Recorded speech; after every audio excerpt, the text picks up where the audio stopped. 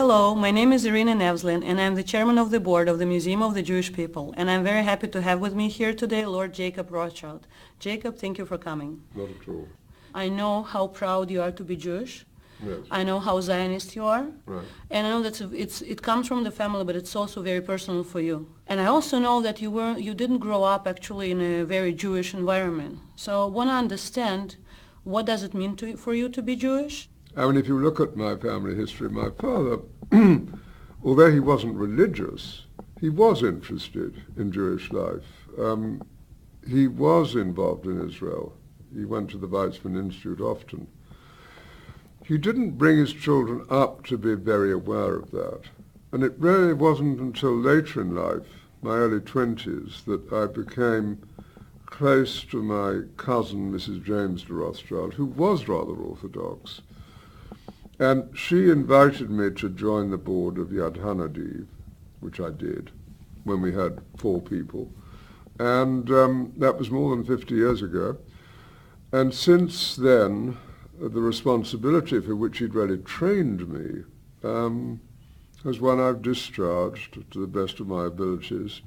And we now have 45 people in Jerusalem and a large number of projects, including the project which I've been now working on for 15 years, which is the new National Library in Israel. So yeah, I'm deeply involved, not so much because I'm religious, but because I have this wholly strong identification with being a Jew and with the country of Israel. One of the reasons for that is, I mean, the last 50 years have been good times, basically, economically, and we invested the monies of Hanadiv, I think, well. So it's now a big foundation. I think it's the biggest private foundation in Israel. And with that, you have the opportunity to do all sorts of things. So we're working not only on a big flagship project, we do those very occasionally, like the Supreme Court. Then we look after the garden, Ramat Hanadiv, where Baron Edmore is now buried within the garden. We get, I think, 400,000 visitors a year, and keep it up to good standards. We do a lot on education. We do a lot on the environment, which is not a subject that's covered very well in Israel. That subject didn't exist 10 years ago. And we felt this is a real opportunity. So if you have environmental problems like water, is obviously a hugely important subject. If you take Arab-Israeli relationships, we've spent a lot of money with the government in setting up employment centers for Arabs, because that's one of the big problems is unemployment, etc., etc. So that's also new, right? That's a fairly new project. That's a fairly new project. We've given a certain amount of money towards women's unemployment, particularly Arab women. So we're pretty active across the board, I think, in Hanadiv now. And what about Hanadiv Europe, and also Jewish community here, and not also Jewish? Well, we have another foundation called Rothschild Hanadiv Europe, which it's smaller, but it's very active, and we tend to focus more on cultural and historic events by supporting buildings, synagogues, museums, cultural initiatives, scholarships, and all that. Remember your first visit to Israel?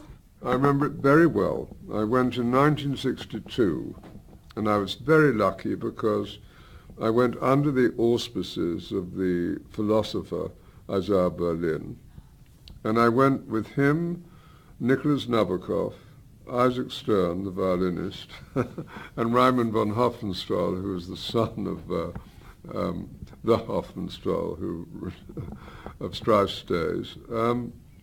And life was very different in Israel then. We went around kibbutzes hearing Isaac Stern, Casals, Mervyn Rose, Istomin playing. I understand that you were in Israel, in Jerusalem actually, at the Six-Day War. I was there, yeah. It was very odd. I was asleep, and then the telephone rang, and it was Marcus Siep, who also was a big influence on my life in those early days. And he said, "We're going." So I said, "Where?" And he said, we're going to the war. I said, "Okay, I'll get up." And we went to the airport and we flew off. Kids, do they consider themselves Jewish, religious? Like, how does They're it not look? religious, but if you take my daughter Hannah, she's very committed to the work of Yad Hanadiv. She's a trustee.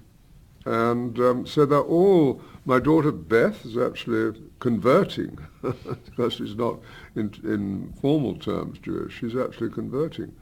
And she's been to Israel many times. She worked in the botanical gardens there. That's her thing, horticulture. And so, yeah, it continues. It'll continue.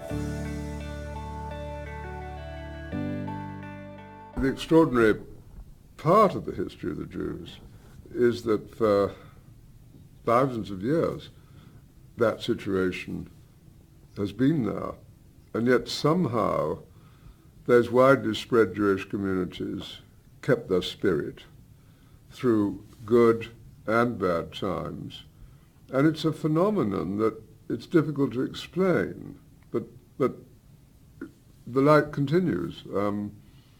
The commitment continues, even though, of course, you had a very divided Jewish community 100 years ago. We're going to celebrate the centenary of the Balfour Declaration, which is a kind of Magna Carta of the Jewish people of 100 years ago, Magna Carta in terms of coming back to their homeland. And you had then a difficult choice. I mean, half of my family were very against the idea of a home for the Jewish people in Palestine. And the other half were for it. Now, that situation will never go away, but the presence of the Jewish community, whether in Israel or outside Israel, I think the light's undimmed. I think it's an extraordinary period. Can you tell now, after 50 years of being involved with Yad Hanadiv, which things work and which things don't? In educational terms, yes. I mean, I think, again, it's a kind of miracle that in science and technology, Israel remains at the forefront of the world. How does that happen? It's a complicated question, but it has happened, and they have that spirit which keeps that going. I think with the humanities, it's more difficult because we live in an age when the humanities are underfunded by government, where it's not seen to be a priority. But then on the other hand, you look at something like the Israel Museum, which has been a success on a world scale. And so, again, in spite of all those difficulties, the light continues. What would you wish for younger Jews? I would wish for them, obviously, to be aware of their being Jewish, and for the history of the Jewish people to rub off on them to a certain level, to give them the opportunity at least to understand, and let's hopefully that they respond to that. I hope too that this creation of this state and home of Israel in what was Palestine is something that younger Jews will visit, because that opens their eyes to the Jewish people and a very, very, very important side of the Jewish people today, perhaps the most important side of Jewish people. So awareness is something I would continually underline. Thank you very much. Thank you. Jacob Rothschild accidentally admits the New World Order is finished. Rothschild Empire is looking at financial turmoil. Lord Jacob Rothschild has accidentally admitted that the plan for the New World Order is collapsing according to a new report.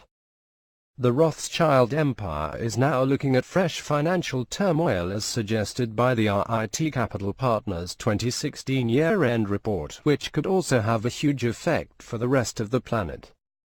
Jacob Rothschild also recently announced that he is to buy up all remaining gold to replace stock market and currency exposure, which signals the biggest financial crash since the Lehman Brothers crash in 2008. The FreeThoughtProject.com reports. The investment banker's chosen word of period seems to indicate a coming downturn in profitability, even though for the past 5 years the fund has realized a profit of more than €1 billion. According to the report, Rothschild and his very powerful family have a vested interest in preserving their assets. RIT Capital Partners plc is an investment company listed on the London Stock Exchange. Its net assets have grown from £280 million on listing in 1988 to over £2.7 billion today. RIT is chaired by Lord Rothschild, whose family interests retain a significant holding, the issue reveals. If the fund, whose value is at an all-time high, suddenly declines, falling with it will be a large portion of wealth the Rothschild family enjoys. Although any such declines would hardly come as a surprise to the Rothschild family, who reportedly controls much of the world's wealth and has a hand in nearly all of the world's banking institutions, including the Federal Reserve, as some have stated. The chairman's statement continues with what some might say is an ominous and uncertain view of the future. Since the last World War, we have enjoyed some 70 years of patiently crafted international cooperation, which is now threatened. An apparent reference to Brexit and the UK's referendum to withdraw from the European Union.